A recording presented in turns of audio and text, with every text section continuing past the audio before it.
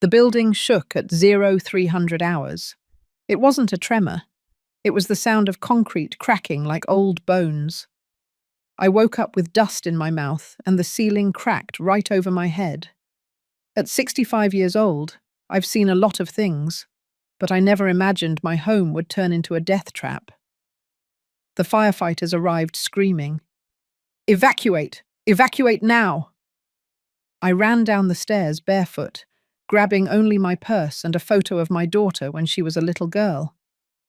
Outside, under the red lights of the police cars, an inspector sealed the entrance with yellow tape. Condemned building, risk of total collapse. 32 years living in that apartment. 32 years of memories buried under rubble. And me, out on the street, with nothing but the clothes on my back. I called Lauren, my only daughter, my own blood, the woman I gave everything to, even when I had nothing left to give. The phone rang 5 times before she answered in an irritated voice. "Mom, it's 4 o'clock in the morning." I explained everything. The collapse, the evacuation, the firefighters, the inspector. I told her I only needed to stay with her for a few days, just until I could find something. There was a long silence. Too long.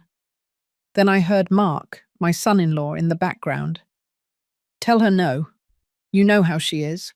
She'll stay forever." Lauren sighed. "Mum, it's just that Mark is right. We have our routine. The kids have their activities. We can't interrupt everything for—" She didn't finish the sentence. She didn't need to. I hung up with my hands shaking. I drove to their house anyway. I had nowhere else to go. I rang the doorbell. Mark opened the door only a crack, blocking the entrance with his body. His face was a mask of annoyance. "Doris, we already talked about this on the phone. This isn't a good time." I begged him. I told him I just needed the sofa. A week. Anything. He shook his head, with that look of superiority he's always had. "Look, I'm not going to beat around the bush. You're going to interrupt our routine. The kids are going to lose their structure. And frankly, I don't have room for a parasite who brings nothing but drama and needs." Parasite. The word stabbed into my chest like a rusty knife. I tried to answer, but Lauren appeared behind him. My own daughter. The baby I breastfed. The little girl whose knees I healed 1,000 times. She looked at me with cold, distant eyes, as if I were an annoying stranger. "Mum, I already told you. We can't. Find a shelter or something." And she closed the door. The sound of the lock clicking was the last thing I heard before I was left alone on the porch, under the light of dawn. I walked back to my old car, a 2005 Toyota with a broken bumper and dead air conditioning. I sat in the driver's seat and looked at my hands. Wrinkled hands, sun-spotted, misshapen by decades of hard work. Hands that cleaned other people's houses. Hands that cooked thousands of meals. Hands that cared for children who weren't mine, while my own daughter grew up without me. And now those hands had nothing. No home, no family, no dignity. The crying came in violent waves, sobs that shook my whole body. I cried for the lost apartment. I cried for the daughter who rejected me. I cried for the wasted years believing that sacrifice meant something. But what hurt the most was remembering why Lauren hated me so much. Because for 30 years I wasn't there for her. Not because I didn't want to be, but because I was busy being a mother to another child. A boy named Scott, the son of my employer, Linda. I was his nanny, his everything. From the moment he was born until he turned 18, I was the one who took care of him, the one who cured his fevers, the one who took him to school, the one who taught him to read, the one who dried his tears when the other kids made fun of him for being chubby and wearing glasses. Linda was always traveling, building her business empire, and I stayed in that huge mansion, raising her son as if he were my own, better than my own. Lauren complained about it 1,000 times. "You're always with that rich kid. You're never with me."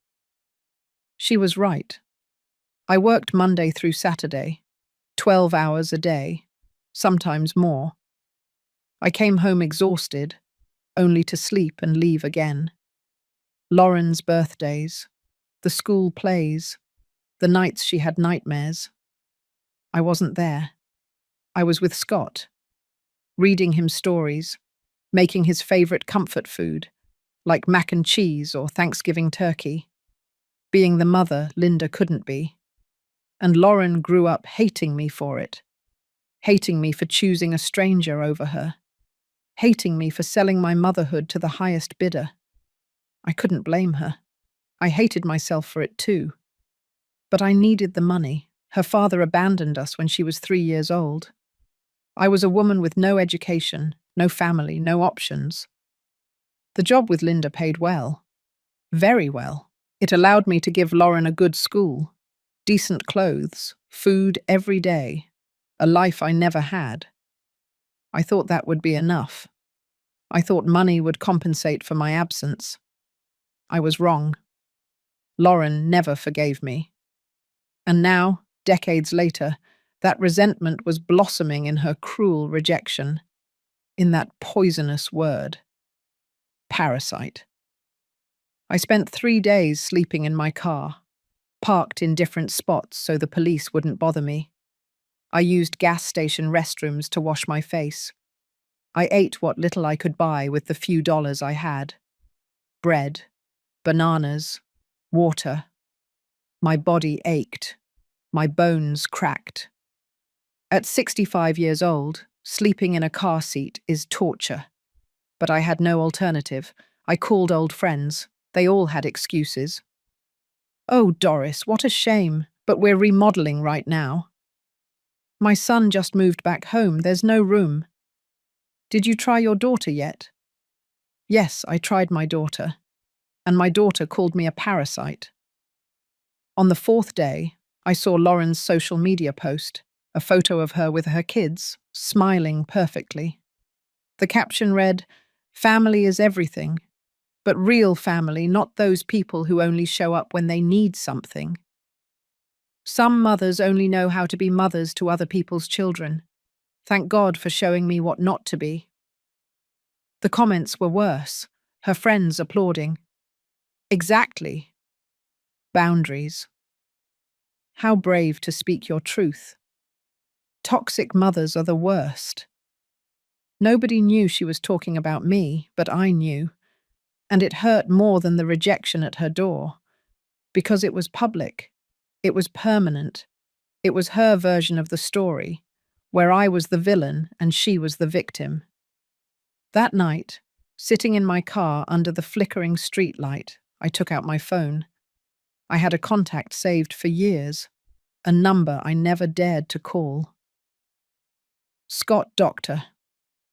I saved it when Linda gave it to me, the day I retired. Doris, if you ever need anything, anything at all, call my son. He will never forget you. I never called. Because of pride, because of shame, because I didn't want to be that old employee asking for favors. But now I had no pride. I had no shame. I only had desperation. With trembling fingers, I dialed the number. It rang once, twice, 3 times. "Hello?" The voice was deep, confident, with that professional tone of someone used to making important decisions. For a second, I couldn't speak. Almost 15 years had passed since I last heard that voice. The last time. Scott was 18 and about to leave for college. Now he was a man, a famous cardiovascular surgeon, a millionaire, and I was just the old nanny who changed his diapers. "Hello? Who is this?" he insisted. I swallowed. "Scott, it's me, Doris." The silence on the other end lasted barely a second, but it felt eternal. Then his voice changed completely. It became warm, almost boyish. Doris. My Doris. Oh my goodness. It's been so long. How are you? Where are you? Why did you never call? His enthusiasm broke me. Tears sprung without permission. Scott, forgive me for calling like this suddenly, but I couldn't finish. The crying choked me. Doris, breathe. Take it easy. What happened? Tell me. His voice was so gentle, so worried. I told him everything. The collapsed building, the lost apartment, the call to Lauren, Mark's rejection. The door slammed in my face. The word parasite. The days sleeping in my car. It all came out in a disorganized torrent of pain. Scott listened without interrupting. When I finished, there was a brief silence. Then his voice sounded different, harder, with contained anger. Give me your exact location, right now. I gave him the address of the gas station where I was parked. Don't move from there. I'm coming over. Give me 40 minutes. Doris, listen to me closely. You are not spending one more night in that car. Do you hear me? Not one more night. He hung up before I could answer. I stayed staring at the phone, unable to believe what had just happened. Scott was coming. The boy I raised. The boy who called me Mom Doris when his mother wasn't around. The boy I taught to ride a bicycle. The boy who cried in my arms when the other kids made fun of him. That boy was now a powerful man, and he was coming to rescue me. For the first time in days, I felt something like hope, but I also felt fear. What if he had changed? What if the money and fame had transformed him into someone cold? What if he was only coming out of obligation, out of pity? 35 minutes later, I saw the lights. It wasn't a normal car. It was a huge, gleaming black SUV, the kind you only see in movies. Tinted windows, perfect tires. Another identical vehicle followed behind. The SUV parked in front of me, and a man in a dark suit got out of the driver's seat. He opened the back door and Scott stepped out. My Scott.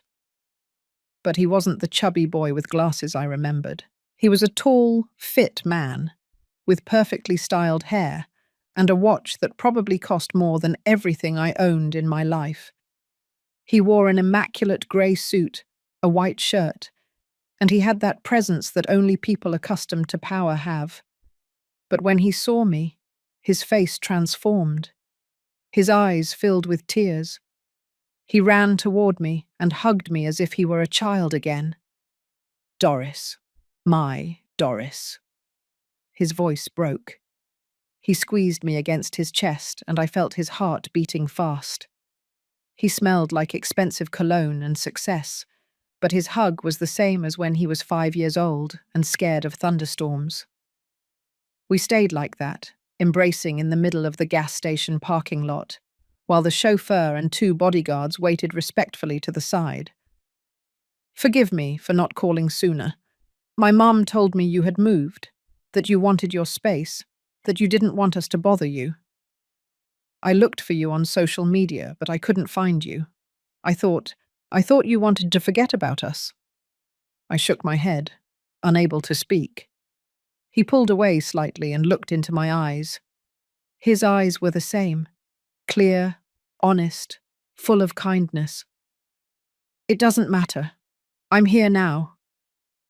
And I swear to God that no one, ever again, is going to treat you like this. He took my arm gently, as if I were made of glass, and guided me toward the SUV. The chauffeur, a man named David, greeted me respectfully. Mrs. Doris, it's an honor. The doctor talks about you all the time. Scott helped me into the back seat. The interior was like another world. Soft leather, screens, perfect air conditioning. There were bottles of mineral water and even a folded blanket. David, take us home, Scott ordered, sitting beside me. Then he turned to me. But first, I need to know something. Where does your daughter live? The one who slammed the door on you. I gave him Lauren's address. I saw something darken in his gaze. Perfect. Let's go there first. I tried to stop him.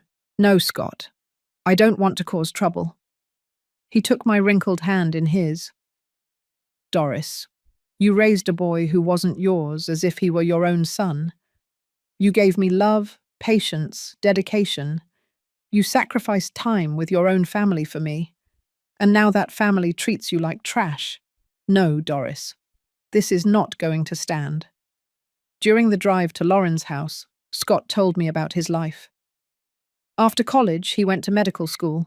He specialized in cardiovascular surgery. He opened his own clinic. Now he had 3 clinics in different cities. He operated on celebrities, politicians, business leaders.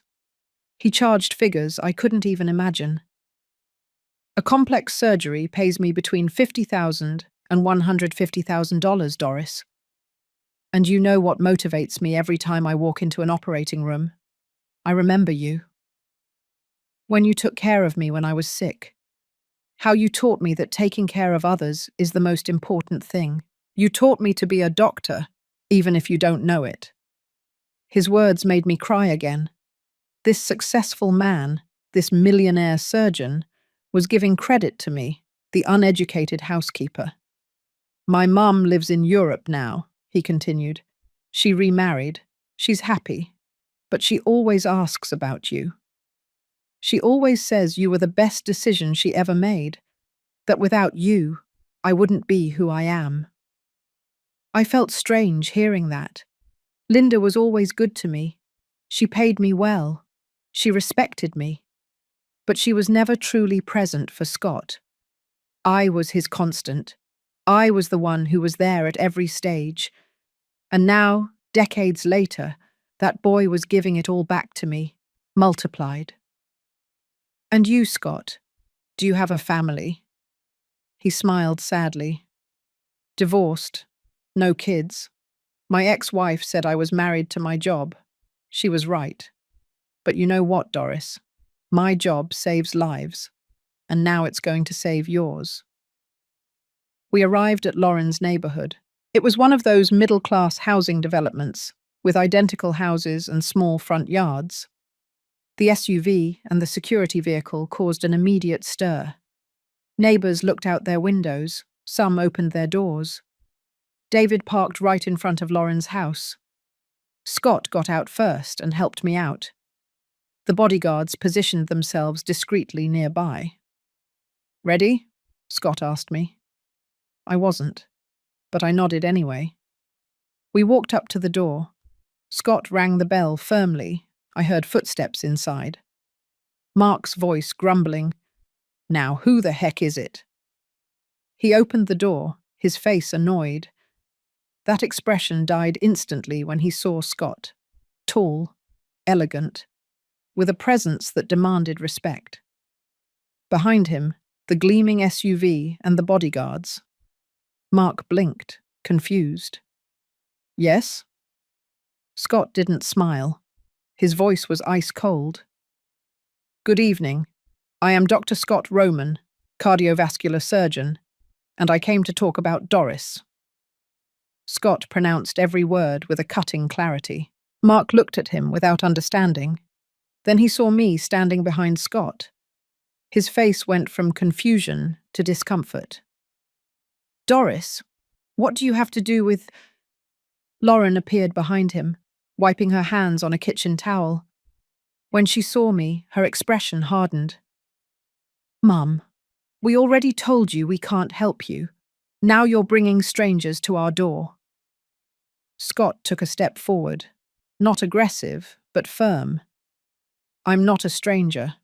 I'm the boy this woman raised for 18 years. The boy she fed, cared for, educated and loved while her own mother was working. The boy who called Doris Mom when he had nightmares.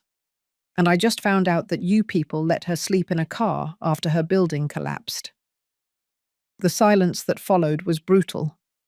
Lauren opened her mouth, but no sound came out. Mark tried to regain his composure. Look, sir, you don't understand the family situation. This is not… Scott interrupted him. No, you don't understand. This woman sacrificed time with her own daughter to take care of me. She came home exhausted and still made sure that you, he pointed at Lauren, had food, clothes, and education. She worked until her back was destroyed to give you a better life. And when she needed you the most, you slammed the door in her face. Your husband, he looked at Mark with contempt, called her a parasite. Mark turned pale. I would never. That was taken out of context. Scott took out his phone. I have the recording of that conversation. Doris showed me. Do you want us to play it here, in front of your neighbours? The neighbours, indeed, were watching, some with cell phones in hand, recording, others simply watching the spectacle. An armoured SUV, bodyguards, a millionaire doctor confronting a family. This was better than any soap opera. Lauren finally found her voice. That boy she raised was you. And you know what? While she was raising you, I was alone. She was never at my birthdays. She was never at my graduation. She was never at my wedding. She was always with you, the rich kid. I was her daughter, but you were her priority. Her voice trembled with years of pent-up resentment. Scott looked directly at her. You're right, and that was unfair to you. But do you know why she did it? Because your father abandoned you both. Because she was a woman alone, uneducated, with no options. Because that job paid her enough to give you a decent life. She didn't abandon you for fun. She abandoned you to save you. Lauren shook her head, tears streaming down her cheeks. That doesn't change that she was never there. That I grew up feeling like second best. That now she shows up needing help after years of choosing someone else over me. Scott sighed. When he spoke again, his voice was softer but no less firm. I understand your pain. I really do. But pain does not justify cruelty. She lost her home. She's living in a car. She's 65 years old. And instead of helping her, you humiliated her publicly on social media. I saw your post. Some mothers only know how to be mothers to other people's children. Coward. If you had something to say to her, you say it to her, not to the world. Lauren turned red. I didn't. That wasn't… Scott raised his hand. Save your excuses. I didn't come here to judge your relationship with your mother. I came to make sure you know something very clearly. Doris no longer needs anything from you. Never again. I will take care of her. She will have a better home than this one. She will have financial security. She will have dignity. Everything you denied her. Mark tried to regain some authority. Listen, you can't just come here. Scott turned to him with a look that silenced him instantly. I can't what? I can't defend the woman who was more of a mother to me than anyone, the woman who taught me to have compassion, something that clearly no one taught you. You called a woman a parasite who worked her whole life, who never asked for anything until she had no choice. And when she finally asked for help, you spat in her face. Scott's voice rose in volume. The neighbours moved closer. Do you want to know who the parasite is here, Mark? I did a little investigating before I came. Part-time job. A 2016 car that your mother-in-law helped you pay for. This house is in Lauren's name, bought with her grandmother's life insurance money. But you have the audacity to call someone else a parasite. Mark turned purple. You don't know anything about my life. You have no right. Scott laughed without humour. I have every right, because unlike you, I value what this woman did for me. and I'm going to make sure everyone knows what kind of people you are." He took out his phone again. "I have 2 million followers on social media. I'm a public figure. If I tell this story, your name, Mark Vega, will be marked forever. Your wife, Lauren, will be known as the daughter who abandoned her mother on the street. Is that what you want?" Lauren took a step forward, panic in her eyes. "No, please don't do that. My business. I have clients. This could—" Scott looked at her coldly. "Exactly, it could ruin your life, the same way you ruined your mother's peace of mind. But you know what?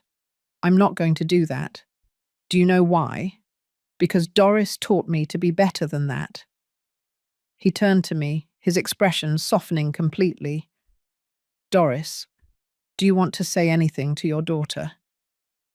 I looked at Lauren, my baby, the baby I carried, the little girl I raised between double shifts and endless exhaustion, the woman who became a stranger.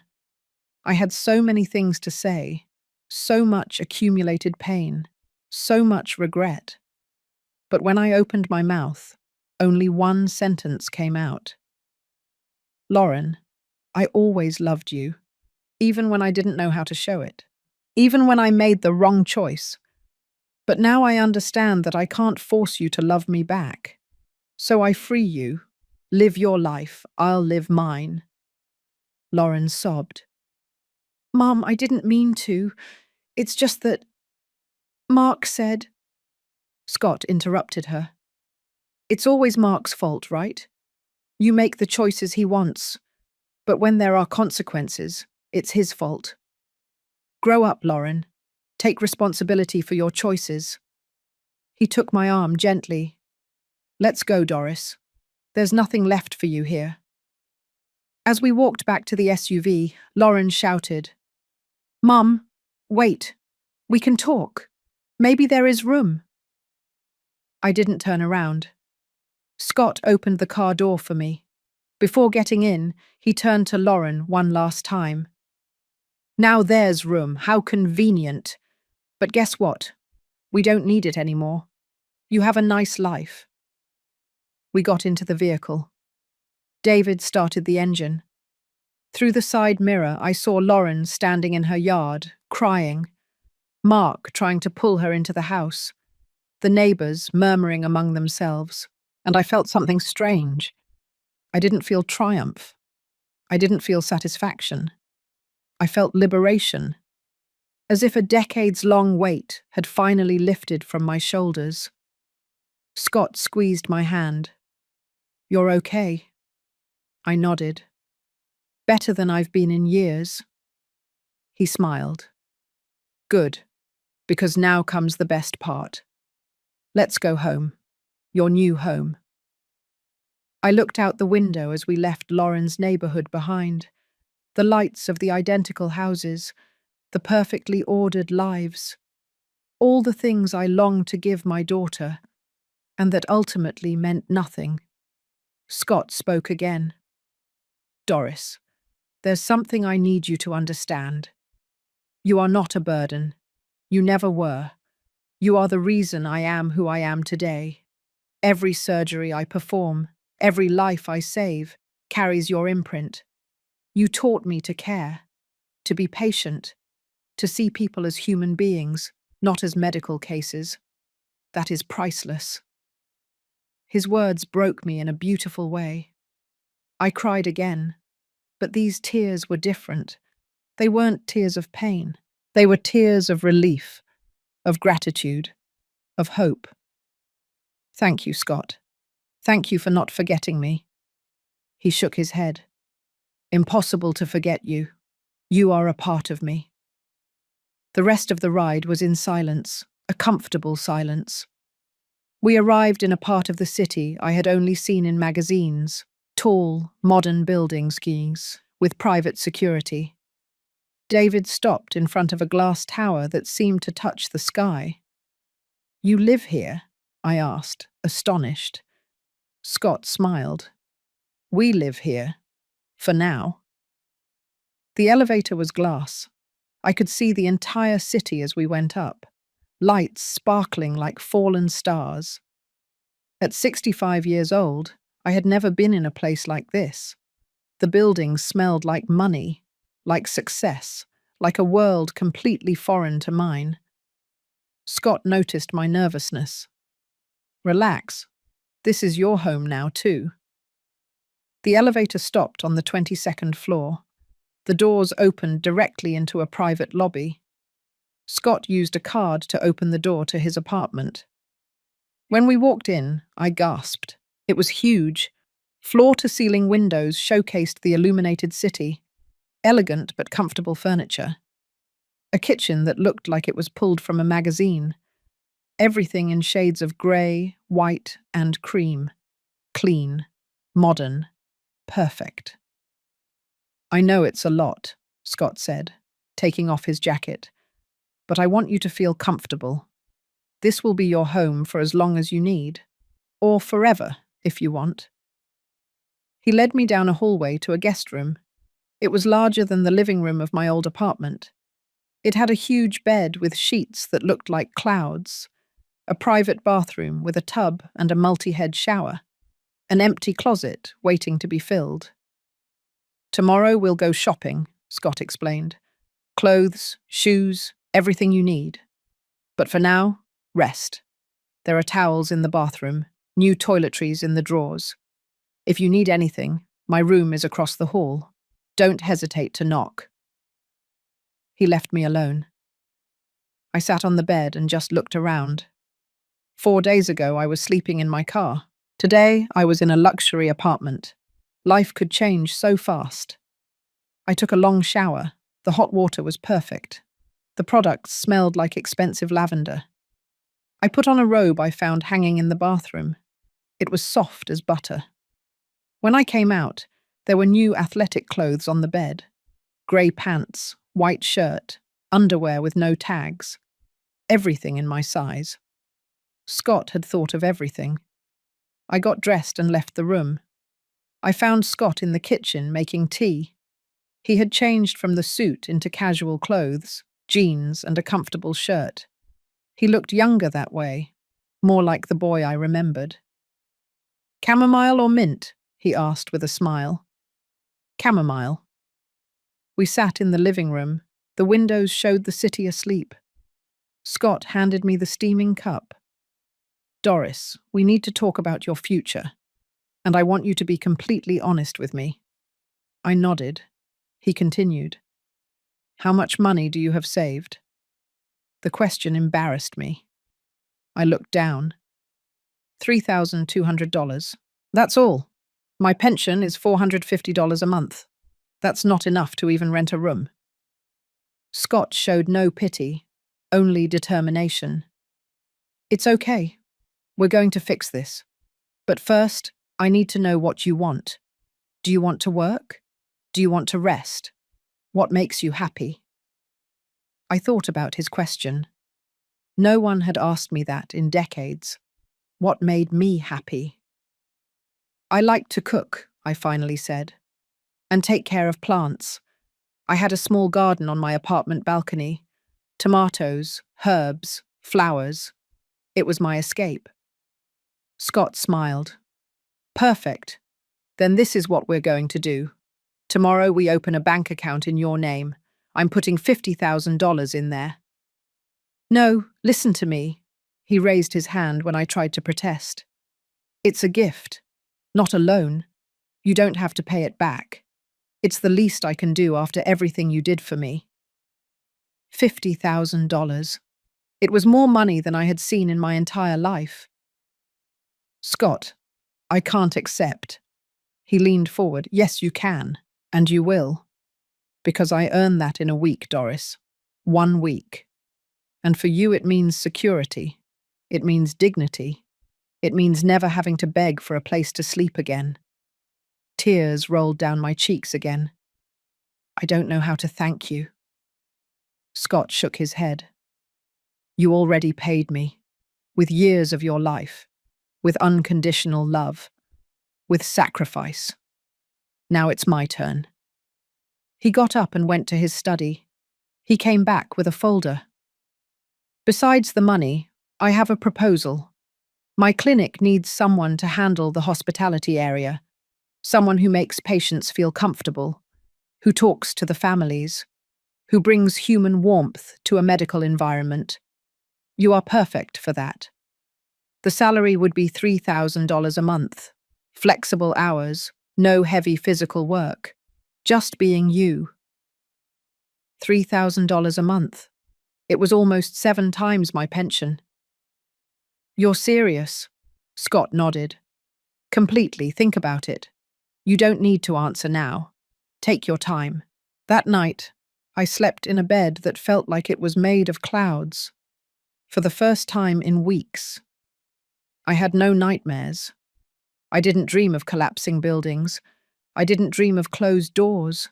I dreamed of gardens, with ripe tomatoes, with orange flowers opening to the sun. I woke up to the smell of coffee. Scott was already up, dressed in workout clothes. Good morning. I have surgery at 10 o'clock. But first we'll go to breakfast and the bank. Ready? I put on the workout clothes he had left for me. In the bathroom mirror, I saw myself differently. I was still an old woman with wrinkles and hands deformed by work. But there was something new in my eyes, something like peace. We went to a fancy restaurant where everyone greeted Scott with respect. Dr. Roman, so good to see you. He ordered for both of us. Eggs Benedict, fresh fruit, natural juice. Food I had only prepared for others, never tasted. As we ate, Scott told me his plans. I'm going to look for an apartment for you, something comfortable, with a balcony for your plants, in a secure building. It will take a few weeks. So in the meantime, you stay with me. But I want you to have your own space, your independence. I tried to protest again, but he was firm. Doris, let me do this. Please. It makes me happy. It makes me feel like I'm repaying even a fraction of what I owe you. After breakfast, we went to the bank. Scott spoke with the manager personally. In less than an hour, I had a new account with $50,000 deposited. They gave me a gold debit card. The manager treated me like I was someone important, because I was with Scott, because money makes you visible. Then we went shopping. Scott took me to stores I had never entered. Elegant but comfortable clothes. Peach, beige, green dresses, soft blouses, pants that fit me well. Comfortable but beautiful shoes, skin care products, makeup. Choose whatever you want, Scott insisted every time I hesitated because of the price. Don't look at the tags. If you like it, we're taking it. We spent more than $5,000. I felt dizzy, guilty, but also excited in a way I hadn't felt in years. Back at the apartment, with all the shopping bags, Scott received a call. His expression changed. He became serious. Are you sure? When did this happen? He hung up and looked at me. It was my private investigator. I asked him to monitor the situation with your daughter. My stomach clenched. What happened? Scott sighed. Lauren's post about you. People in her neighborhood identified her. They started sharing the story. Someone recorded our confrontation last night. The video is going viral on local social media. People are attacking Lauren in the comments. Her home-based bakery business is getting negative reviews, and Mark was suspended from his job. Apparently, someone sent the video to his boss. I felt a mix of emotions. Part of me felt satisfaction, justice, but another part, the maternal part that never dies, felt worry. Is she okay? Scott studied me. You care? After everything she did to you, you still care. It wasn't a question. It was an observation. She's my daughter, I said simply. Scott sensed it. I know. And that compassion is exactly why you are special. But Doris, she needs to face the consequences of her actions. You can't save her from this. He was right. I knew it. But a mother's heart doesn't understand logic. Has she tried to contact me? Scott shook his head. No, but she will. When things get worse, she will. And you need to decide now what you'll do when that moment comes. I sat on the sofa, with all my purchases surrounding me. New clothes, new life, new opportunities. All courtesy of the boy I raised, the boy who turned out to be more of a son than my own daughter. I don't know what I'll do, I admitted. But I do know one thing. I will not beg again. I will not feel less than, and I will not let anyone call me a parasite ever again. Scott smiled. Good. That's the first step. He stood up to leave for his surgery. Before going out, he turned back. Doris, one more thing. I have a charity dinner tonight. Formal event.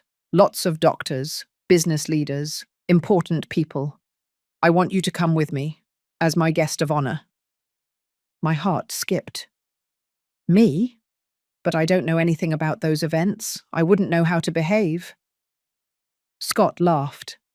Doris, you have more class in your pinky finger than all those pretentious people put together.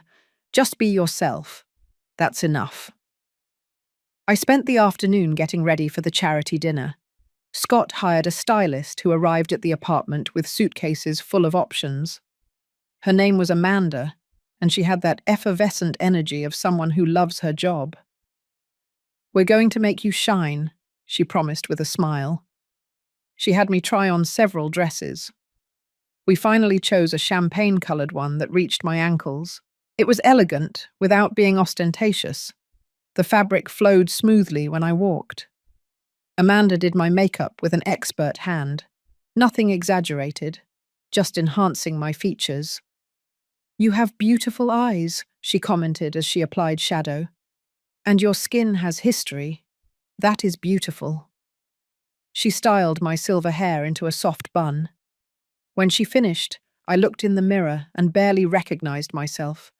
It was still me, but a version of me I never knew existed, a version that deserved to be in elegant places. Scott emerged from his room in a black tuxedo. He looked like one of those people who appear in magazines. When he saw me, he stopped dead in his tracks. His eyes filled with tears. You look exactly how you should look, like the important woman you always were. He offered me his arm, ready to cause a sensation. I laughed nervously, ready not to make a fool of myself. The dinner was at a 5-star hotel. The ballroom glittered with crystal chandeliers, tables decorated with white flowers and candles, people dressed in clothes that probably cost more than a car. I felt like an imposter, but Scott didn't leave my side for a second. We sat at a table near the front. The other guests began to arrive. Scott greeted them with professional familiarity. An older man with a grey beard approached. Scott, my boy, so good to see you. Scott stood up and introduced me. Dr. Rudolph, I want you to meet someone very special. This is Doris, the woman who raised me, my second mother. Dr. Rudolph looked at me with surprise, then with genuine respect. It's an honor, ma'am. Scott speaks of you often. He says you taught him everything important. I didn't know what to answer. I simply smiled. He exaggerates. I just took care of him. Scott squeezed my hand. I'm not exaggerating anything. During dinner, Scott introduced me to dozens of people, famous doctors, business leaders, philanthropists. To each one, he said the same thing. This is Doris, the most important person in my life. And everyone treated me with a deference I had never experienced, as if my value were written on my forehead, simply because Scott declared it. Halfway through the dinner, Scott was called to the stage. He was going to give a speech about the importance of cardiovascular health. He went up with that natural confidence that only people accustomed to public speaking have. He started with statistics, with medical data, but then his tone changed. But I'm not here only to talk about medicine. I'm here to talk about hearts, not the organ, but the human capacity to love and sacrifice. He looked directly toward me. When I was 5 years old, my mother hired a nanny, a woman with no formal education, but with a doctorate in compassion. Her name is Doris, and she is here tonight. The spotlight found me. Hundreds of eyes turned toward me. My heart was pounding wildly. Scott continued. Doris worked 12 hours a day. She earned little, but she gave me everything. She taught me to read. She taught me to be kind. She healed me when I was sick. She defended me when other children made fun of me. She made me feel valuable when I didn't believe it. His voice cracked slightly. And a week ago, when her building collapsed and she lost everything, her own family slammed the door in her face. They called her a parasite. They left her to live in a car. At 65 years old. A murmur of indignation ran through the room. But Doris is stronger than that, and I had the honor of being able to give back, even a fraction of what she gave me. Because that is what we should do. Honor those who shaped us, not when it's convenient, but when they need it most. The room erupted in applause. People stood up, everyone looking at me, everyone applauding, and I simply cried. Not from sadness, but from something I had never felt. Validation, recognition, value. After the speech, dozens of people approached our table. They wanted to talk to me. They wanted to know my story. An older lady named Letitia took my hands. I was a housekeeper for 40 years too. I raised 3 kids who weren't mine. None of them ever looked for me again. Seeing this gives me hope. I squeezed her hands back. Our work mattered. Even if no one else sees it, we know the truth. Scott was by my side, smiling proudly. A reporter from a local newspaper approached. Dr. Roman, could I ask you some questions about your speech? Scott looked at me. Only if Doris agrees. I nodded. The reporter took out his recorder. Mrs. Doris, how does it feel to be honored publicly this way? I thought about the question. I feel seen. For the first time in my life, I feel seen. The interview was brief, but the reporter seemed genuinely moved. This story needs to be told, he said before leaving. People need to know that care work has value. When the dinner ended, Scott and I went out onto the hotel balcony. The city stretched out before us like a sea of lights. How do you feel? Scott asked. Overwhelmed, grateful, confused, happy, all at the same time. Scott leaned on the railing. Doris, there's something else I want to give you, but I need your permission first. I looked at him curiously. What is it? He took a deep breath. I want to establish a fund in your name, the Doris Fund for Domestic Workers. It would help women in situations like yours, women who dedicated their lives to caring for others and now need help, scholarships for education, emergency assistance, legal support, all in your name. The magnitude of what he was proposing left me speechless. Why would you do that? Scott looked at me with those sincere eyes. Because your story shouldn't be unique. Because there are thousands of women like you who deserve dignity. And because I want your legacy to be greater than the pain you suffered. I couldn't speak. I could only nod. Scott hugged me. Then it's settled. I'll start the paperwork tomorrow. We stayed on the balcony for a little while longer, in silence, just existing in that perfect moment. Back at the apartment, I checked my phone. I had 17 missed calls from Lauren, 8 text messages, all urgent, all desperate. Mum, please answer. Mum, I need to talk to you. Mum, everything is falling apart. Mum, forgive me. I showed the phone to Scott. He didn't say anything. He just waited for my decision. I'm not going to answer, I finally said. Not yet. I need time for myself, to heal, to figure out who I am when I'm not taking care of someone else. Scott nodded with approval. Wise decision.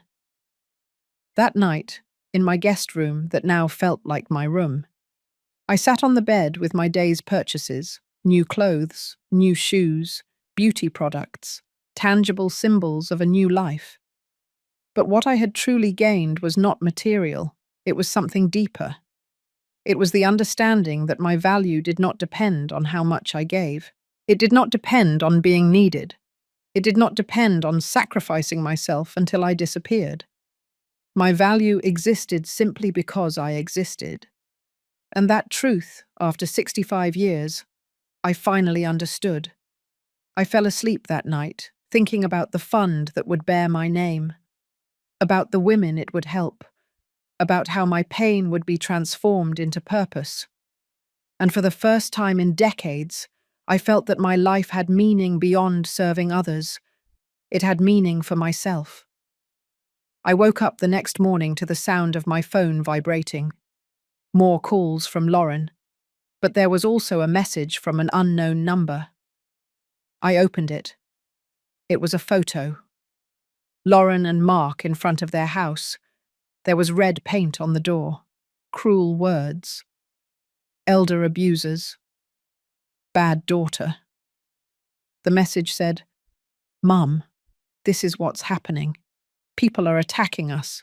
Please say something. Please help us. I looked at the photo for a long time. Part of me felt pity, but another part, the part that was learning to protect itself, felt something different. Justice. I showed the message to Scott during breakfast. He studied the photo without emotion. What do you want to do? He asked. I don't know, I admitted. Part of me wants to help her. She's my daughter. But another part remembers how she slammed the door on me, how Mark called me a parasite, how they left me to sleep in a car without a second thought.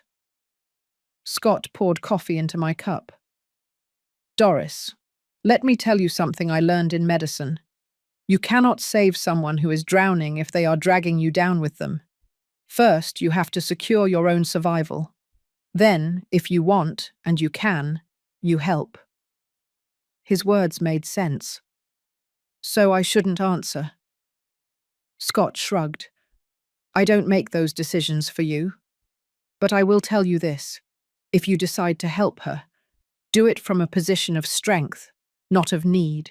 Not because you are her mother and feel obligated, but because you, from your new life, choose to extend mercy. There is a big difference. I decided not to answer yet. Instead, Scott and I went out to look for apartments. We visited 5 options. All were beautiful, but none felt quite right until we got to the last one. It was an apartment on the 12th floor of a modern building. 2 bedrooms, spacious balcony overlooking a park, large kitchen with an island, natural light pouring in everywhere. And best of all, the balcony already had structures for planters. You can have a full garden here, Scott said. Tomatoes, herbs, all the flowers you want. I walked through the empty space, imagining my things there.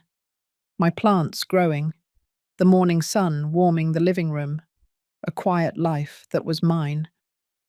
This is it, I said. This is my home. Scott smiled. Then it's yours. We'll sign the contract this week. Back in the car, my phone rang again. This time it wasn't Lauren. It was a number with an international code. I hesitated before answering. Hello? An elegant female voice with a European accent replied, "Doris, this is Linda, Scott's mother." My heart skipped a beat. I hadn't spoken to Linda in almost 15 years. "Mrs. Linda," I said automatically, reverting to that employee tone I used with her. "No, no, no," Linda interrupted. "I'm not your boss anymore. I'm your friend. Scott told me everything. About your building, about your daughter. I'm devastated, Doris, and so proud of my son for doing the right thing." Her voice cracked. "I should have been more too. When you retired, I should have made sure you were okay. Forgive me."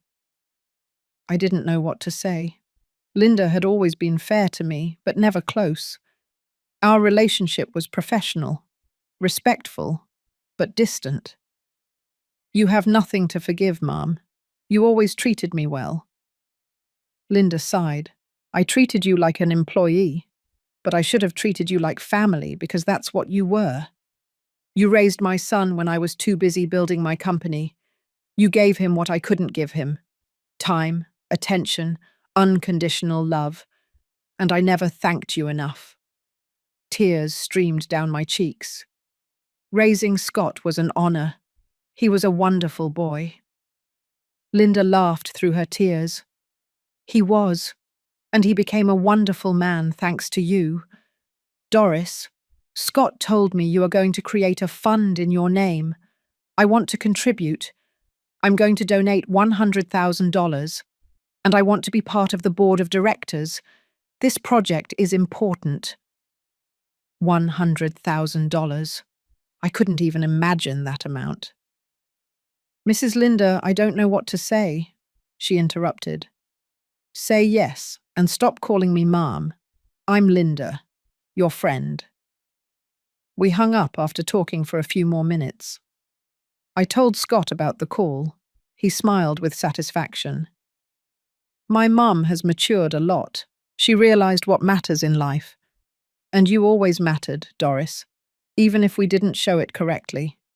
That afternoon, Scott had consultations at his clinic. He invited me to go with him. "I want you to see the place and see if the job I offered you truly interests you." I accepted. The clinic was impressive, modern, clean, with attentive staff. Scott introduced me to everyone. "This is Doris. She will soon be part of the team." They showed me the facilities, the waiting rooms, the consulting rooms, the post-operative recovery area. There was a special room for families waiting during surgeries.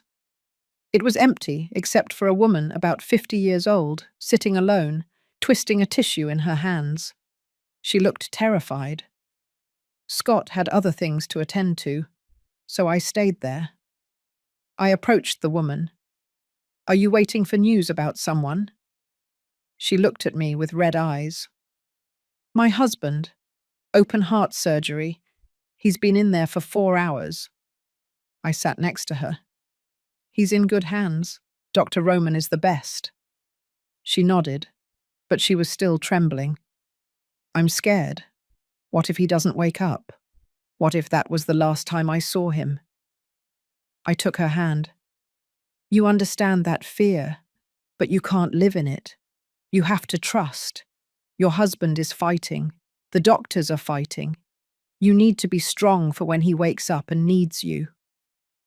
We talked for almost an hour. I told her stories. I distracted her. I made her laugh a little. When the assistant doctor finally came out with good news, the woman hugged me, crying. "Thank you. I don't know who you are, but thank you for being here." Scott observed everything from a distance. Afterwards, he told me, That is exactly what I need here. Someone who humanizes this place, who remembers that we're not dealing with patients, we're dealing with people and scared families." I officially accepted the job. I would start in 2 weeks after moving into my new apartment. Scott was right. I was good at this. I didn't need medical degrees to know how to take care of people. That night we had dinner in the apartment. Scott cooked pasta. We talked about everything and nothing. about his dreams of expanding the clinic, about my plans for the new apartment balcony, about how absurd life was. "A week ago you were sleeping in your car," Scott observed. "Today you have a new apartment, a job, and a charity fund with your name on it. Life can change quickly." "For better or for worse," I added. "Yes," he agreed. "But I think it's finally your turn. For better, period." My phone vibrated again. Lauren. Again. This time I answered. "Hello, Lauren." Her voice sounded desperate. "Mum, finally. Please, I need you to do something. People are attacking us. Someone put our information online. We're receiving threats. Mark lost his job permanently. My business is ruined. Please, you have to say something. You have to tell people that this is a misunderstanding." I took a deep breath. "It wasn't a misunderstanding, Lauren. You slammed the door on me. Mark called me a parasite. Those are facts." She sobbed. I know, and I'm sorry. I was angry. I had old resentments. But we don't deserve this. The kids are scared. Neighbors are yelling at us in the street. This is too much." "And when I was sleeping in my car, it wasn't too much?" I asked calmly. "When I was on the street without a home, it wasn't too much?" Lauren had no answer. "Mum, please. I'm your daughter." Those words hurt me. "You are. And I loved you the best I could. But you decided that love wasn't enough. You decided I was a burden, a parasite. Now you have to live with the consequences of your decisions." There was a long silence. "You're not going to help me." Her voice was barely a whisper. "I didn't say that. But if I decide to help you, it will be on my terms, not because you demand it, not because you are my daughter and feel entitled, but because I, from my position of strength, choose to do it. Do you understand the difference?" Lauren was breathing raggedly. Yes, I understand." I hung up. Scott was looking at me from across the table. "Are you going to help her?" he asked. "Maybe. Eventually. But first she needs to understand something. She needs to understand that actions have weight, that words hurt, that love is not unconditional when it comes to basic respect." Scott nodded. "Wise decision. Don't rescue her too quickly. Growth comes from discomfort." That night I thought a lot about Lauren, about the baby she was, about the little girl my mother raised while I worked, about the resentful teenager who always blamed me for my absence, about the adult woman who rejected me when I needed her most, and about the desperate mother who was now begging me. The cycle of family pain is complicated. There are no clear villains, just hurt people hurting others. But now I had something I never had before. I had options, I had power, and I had the capacity to choose how to respond. Not from need, but from abundance. The next few days were a whirlwind of activity. Scott and I signed the apartment contract. We bought furniture. I chose each piece with care. A comfortable cream-colored sofa, a light wood dining table, pictures with tranquil landscapes. Everything I chose reflected the peace I was seeking. Scott insisted on buying the best. "No cheap furniture that breaks in 2 years. I want you to have things that last." We also bought plants, dozens of them, cherry tomatoes, basil, rosemary, lavender, brightly coloured flowers. The nursery employee looked at me strangely as we filled 3 carts. "Going to open a botanical garden?" he joked. "Something like that," I replied with a smile. Moving day arrived. I had no belongings to bring from my old apartment. Everything had been lost in the collapse. So this apartment was filled only with new things, a completely new life, without the weight of the past. Scott helped me organize the plants on the balcony. We got our hands dirty, planting each one carefully. He looked happy. relaxed. "I don't remember the last time I did something like this," he commented, wiping the dirt from his hands. "I'm always in the hospital or in meetings. This is therapeutic." We worked all afternoon. When we finished, the balcony looked beautiful, green and alive, full of promises of growth. That night, Scott went to his apartment and I stayed alone in mine for the first time. The silence was different. It wasn't the terrifying silence of being abandoned. It was the peaceful silence of being home. I made tea. I sat on my new balcony. I watched the city lights. And I cried. But this time, it was tears of gratitude. At 65 years old, I finally had a home that was truly mine. The next day, my training at the clinic began. Scott introduced me to the medical staff. Doris will be our new family hospitality coordinator. She will be in charge of emotionally supporting families during medical procedures. Her office will be next to the surgical waiting area. They gave me a uniform. It wasn't a nurse's uniform. It was comfortable professional attire. Sand-colored pants and a white blouse with the clinic logo. A badge with my name, Doris Marquez, hospitality coordinator. The first family I attended was waiting while their 80-year-old father was operated on. 3 adult children, all nervous, all obsessively checking their phones. I introduced myself. I offered them coffee. I explained the process. I gave them updates every hour, even if there was no new news, just so they knew they weren't forgotten. One of the sons, a man in his 40s named Joseph, thanked me with tears in his eyes. "My dad has been in 5 different hospitals.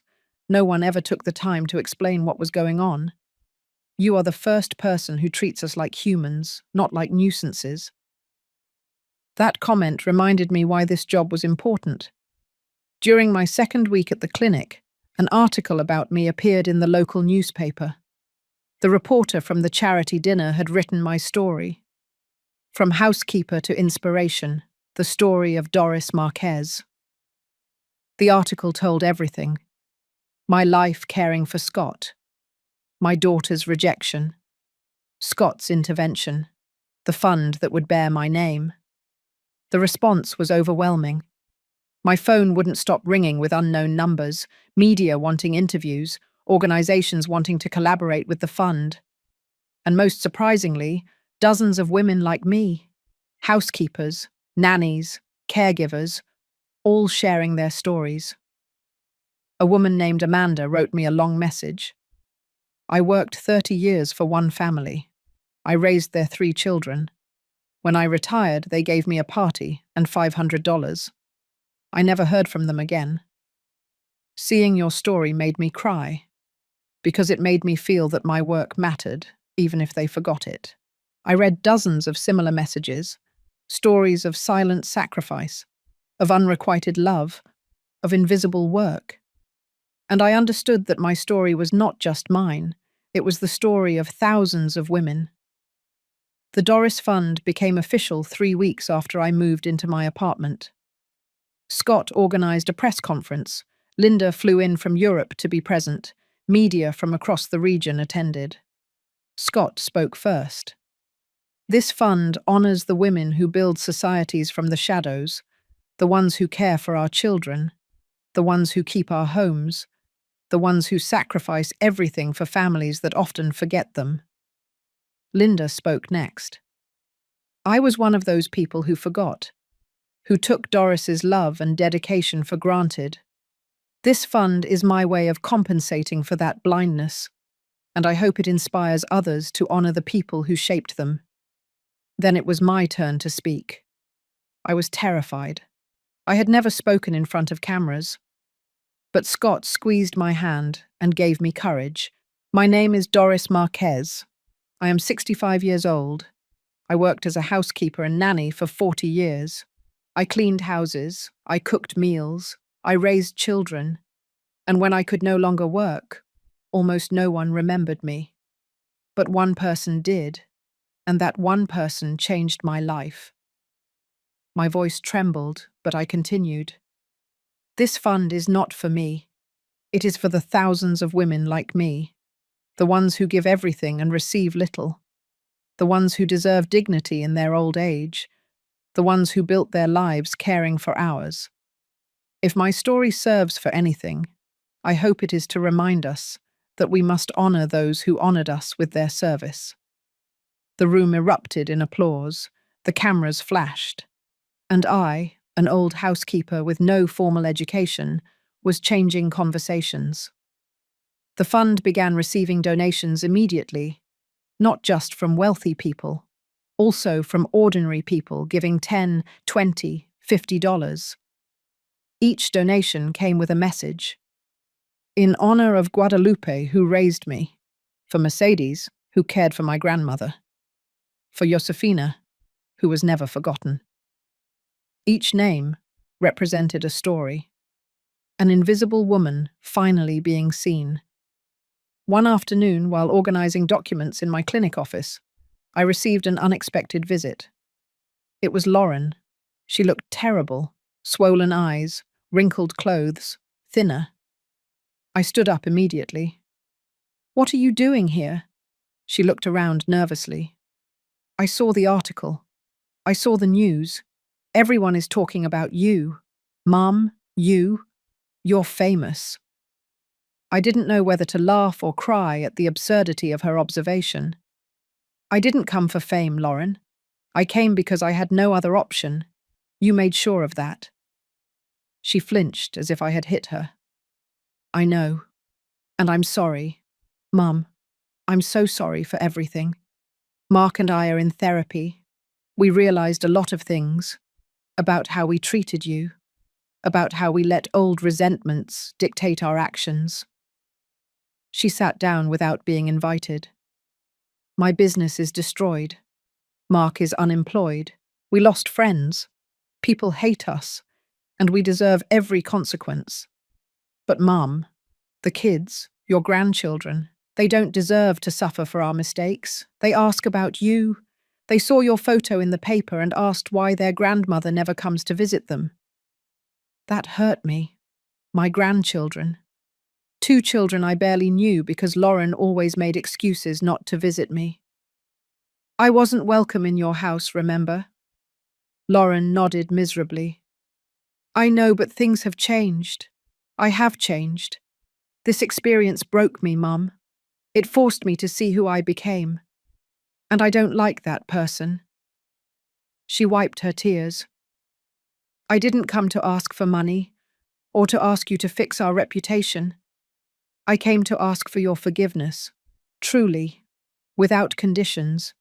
You deserve to hear it. I treated you horribly, and I have no excuse. My childhood pain doesn't justify my adult cruelty." I looked at her for a long time. This broken woman in front of me was my daughter, the baby I birthed, but she was also the woman who called me a parasite. Both truths existed simultaneously. "I accept your apology," I finally said. "But that doesn't mean everything is okay. I need time, Lauren. I need to heal." She nodded. "I understand. Just, could I see you sometimes? Maybe grab coffee? Get to know your new life?" I thought about her request. Maybe, eventually, but on my terms. Lauren got up to leave. At the door, she turned back. "Mum, I'm proud of you. I know I don't have the right to be after everything, but I am. Look at everything you've achieved, everything you are doing. You are incredible." Her words surprised me. "Thank you." When she left, I sat at my desk processing the conversation. Scott appeared minutes later. "I saw your daughter leaving. Are you okay?" I nodded. "I think so. It's weird. Part of me wants to forgive her completely, but another part is still furious." Scott sat down. "Both things can be true. Forgiveness is not a switch. It's a process. And you deserve to take all the time you need. He was right. That night, in my apartment, I watered my plants under the stars. Some were already growing. The tomatoes had small flowers. The herbs smelled beautiful. Everything was growing, including me. 3 months after moving into my apartment, the Doris Fund had raised over $500,000. Scott hired a full team to manage it. We had offices, staff, lawyers, social workers. We had already helped 27 women. Some needed medical assistance, others needed housing. Some wanted education to start new careers. Each case was different, but all the stories were similar. Women who gave everything and were left with nothing. My job at the clinic became my passion. Every family I attended reminded me why this mattered. One day, an older lady named Letitia came in for a consultation. She recognized me immediately. "You're Doris, the one from the paper, the one from the fund." I nodded, smiling. That's right. She hugged me without asking permission. "I worked as a housekeeper for 50 years. No one ever gave us a voice. You are giving us a voice. Thank you." Those moments made everything worthwhile. The pain, the rejection, everything had led to this purpose. Scott and I had dinner together at least twice a week, sometimes at his apartment, sometimes at mine, sometimes at restaurants. Our relationship had evolved. We were no longer nanny and boy. We were chosen family. We were mother and son on the terms that mattered. During one of those dinners, Scott asked me an unexpected question. "Doris, did you ever want to have more children?" The question surprised me. Sometimes, yes, but after my husband abandoned us, I never had the opportunity. All my time went into working, and then it was too late. Scott toyed with his wineglass. "Do you consider me your son? I know I'm not biologically, but—" I interrupted him. "Scott, I consider you more my son than many mothers consider their biological children. I raised you. I loved you. I was there at every important stage. Biology doesn't define family. Love does." His eyes filled with tears. "I want to ask you something. Something important." He took an envelope from his jacket pocket. He opened it and showed me legal documents. "I want you to officially be my mother, legally. I want adult adoption. I want your last name to be part of mine. I want that when people ask about my family, I can proudly say that Doris Marquez is my mother." I couldn't breathe. "Scott, He took my hands. "You gave me my childhood. Let me give you this. Let me honor you this way. Please." I cried uncontrollably. "Yes, yes, 1,000 times yes." We hugged in the middle of the restaurant. People looked at us, but we didn't care. This moment was ours. The legal process took 6 weeks. When it was finally complete, we had a small celebration. Scott, Linda, who had flown in from Europe, and some close friends. The judge who signed the papers said something beautiful. "I've processed many adoptions, but this one is special because it's not about giving a home to a child. It's about honoring someone who has already given so much." Scott was now officially named Scott Roman Marquez, and I was legally his mother. At 65 years old, I finally had the son I always deserved. Lauren found out about it from the news. She called me, crying. "You adopted that man, but me, your blood daughter, you ignore." I took a deep breath before answering. "Lauren, Scott never slammed a door in my face. He never called me a parasite. He never left me to sleep in a car. He honored me when you humiliated me. That is the difference." She sobbed. "Then I'm not your daughter anymore." Her question broke my heart. "You will always be my daughter. But now I understand that I can love someone and still protect myself from them. I can forgive eventually without forgetting. And I can choose who is close to me based on how they treat me. There was a long silence. "Is there any way to fix this?" she asked in a small voice. "Yes," I replied. "But it requires time. It requires you to show real change, not just words. It requires you to understand that forgiveness is earned, not demanded." Lauren was breathing raggedly. "I'll do whatever it takes." We hung up. Scott found me on the balcony afterwards, watering my plants. "Was that Lauren?" I nodded. "She's hurting." Scott leaned on the railing. "She's facing consequences. There's a difference." He was right. A few weeks later, Lauren began sending me photos of her in therapy, of her doing volunteer work at a homeless shelter, of her reading books about healing family relationships. I didn't reply to every photo, but I saw them. And slowly, very slowly, something in me began to soften. The Doris Fund organized its first annual event, a gala dinner to raise more funds.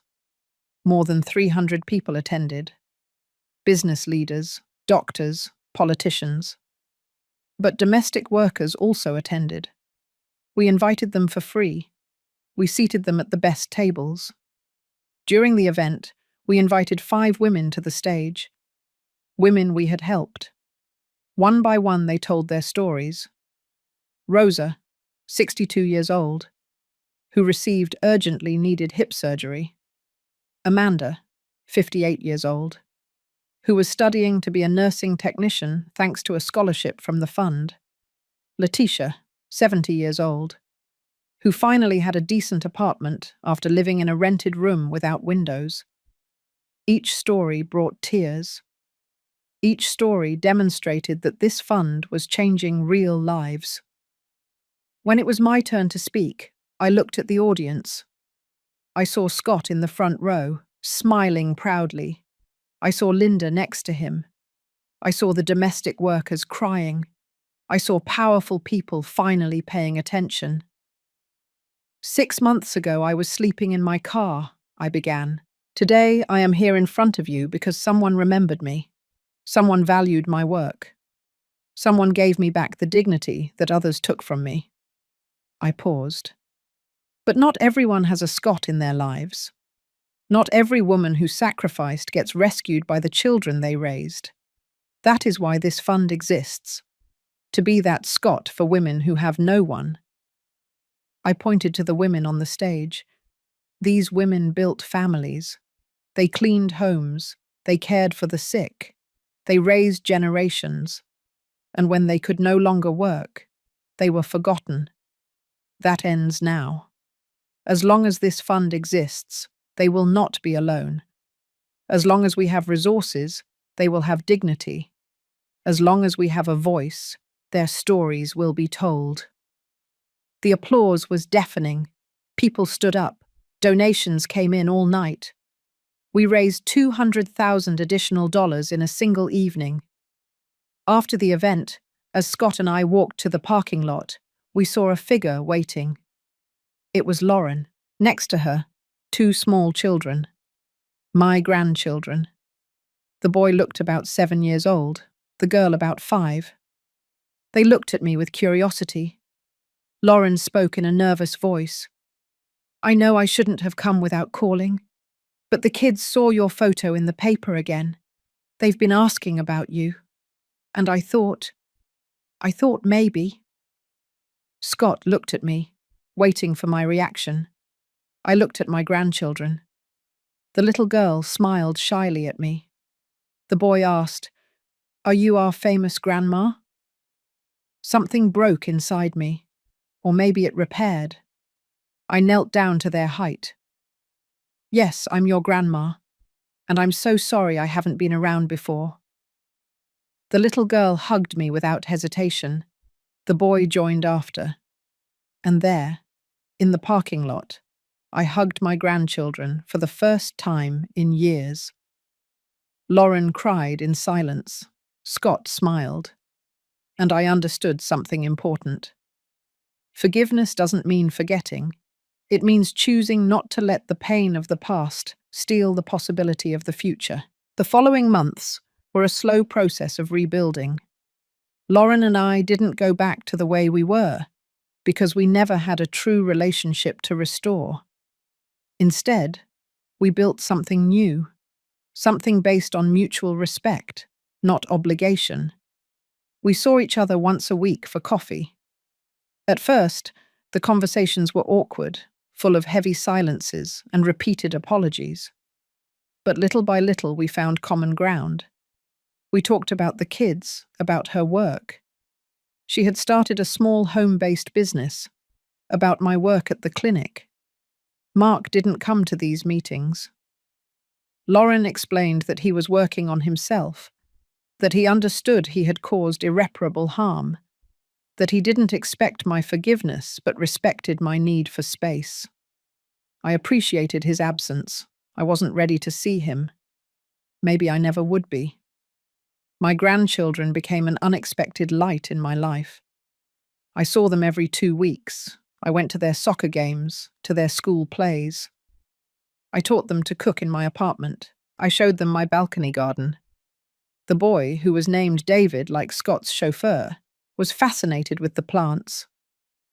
"Grandma, look, the tomato grew," he'd tell me excitedly every time he came over. The girl, Amanda, was an artist. She painted pictures to decorate my apartment. One showed an older woman surrounded by flowers. "That's you," she explained. "You're beautiful like the flowers." Those children gave me something I didn't know I needed. A second chance to be a grandmother. A chance to be present in the way I couldn't be with Lauren. The Doris Fund kept growing. We had already helped over 100 women. The stories kept coming. Each one reminded me how important this work was. One afternoon, I received a letter from a woman in another state. Her name was Rosa, and she was 72 years old. She wrote, "I worked 50 years for a wealthy family. When I retired, they gave me $1,000 and never called again. I saw your story on the news and cried for hours, because someone finally said out loud what we all feel, that our work mattered, that we deserve to be remembered. Thank you for giving us a voice." I saved that letter in my desk. I would read it when I had difficult days. It reminded me why everything had been worth it. Scott and I became inseparable. We had dinner together. We traveled together to conferences about the fund. We celebrated every achievement together. He was the son I always dreamed of, and I was the mother he deserved. One day he told me something that stayed with me forever. "Doris, you know what the most ironic thing is? Lauren rejected you for taking care of me. But if you hadn't taken care of me, I wouldn't be here to rescue you. All your sacrifice came back multiplied, just not from where you expected." He was right. Life was strange like that. The pain on one side turned into a blessing on the other. Sacrifice transformed into purpose. Humiliation became a platform. Nothing was truly wasted. 1 year after my building collapsed, I organized a small gathering in my apartment. I invited Scott, Linda, who was visiting, Lauren and the kids, and some of the women we had helped with the fund. We cooked together. We laughed. We told stories. At one point, I looked around my living room. Scott was playing with my grandchildren. Linda was talking animatedly with Rosa about her new life. Lauren was helping me in the kitchen, working in silence but present. And the other women, all retired domestic workers, were sharing their experiences. This was my family now. Not perfect, not traditional, but real, based on respect and genuine love. That night, after everyone left, I went out onto my balcony. The plants had grown beautifully. The tomatoes were ripe. The aromatic herbs filled the air. The brightly coloured flowers attracted butterflies. Everything I had planted months ago was now flourishing. Scott came out onto the balcony with me. He had decided to stay the night. "What are you thinking about?" he asked. I smiled. About how fast life can change. A year ago I was lost. Today I have a home, a job, a purpose, a family that chooses me. Scott put his arm around my shoulders. "And we have you, which is much more valuable." We stood in silence, looking at the illuminated city. I thought about everything that had happened. The building collapsing. The door slammed in my face. The word parasite. The nights in the car. The moment I dialed Scott's number. His arrival. The confrontation with Lauren. The new apartment. The fund. The adoption. Everything had been necessary. Every pain had a purpose. Every humiliation had a reason. Because it brought me here, to this moment, to this peace, to this life that was finally mine. "You know what I learned?" I told Scott. "I learned that a person's value doesn't depend on who needs them. It depends on who they are when no one is looking." I was good, even when no one noticed, even when I was paid poorly, even when I was forgotten, and that goodness eventually came back to me. Scott squeezed my shoulder. It didn't just come back, it multiplied. He was right. My goodness had returned multiplied by 100, in the form of this son who adopted me, in the form of this fund that helped so many, in the form of this second chance to live with dignity. The next day, I received a message from Lauren. "Mum, thank you for giving me another chance. I know I don't deserve it, but I'm going to spend the rest of my life proving to you that I've changed." I didn't reply immediately. I let the words sink in. Eventually, I wrote, "Change is not proven with words. It is proven with consistent actions over time. I am watching, and slowly I am healing." She replied with a simple, "That's all I can ask for." And it was true. Forgiveness was not a switch. It was a long road, with small steps, with occasional setbacks. But it was possible if both sides were willing to walk it. 3 months later, the Doris Fund opened its first physical centre, a place where women could come for help, where there were social workers, lawyers, counsellors, resources, all free. Scott and I cut the inaugural ribbon. In front of us were dozens of women, all domestic workers or caregivers, all with stories similar to mine, all finally being seen.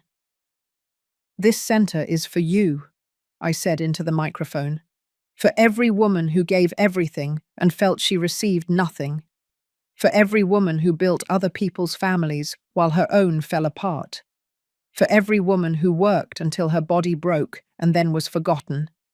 You matter. Your work mattered, and you will never be alone again." The women cried.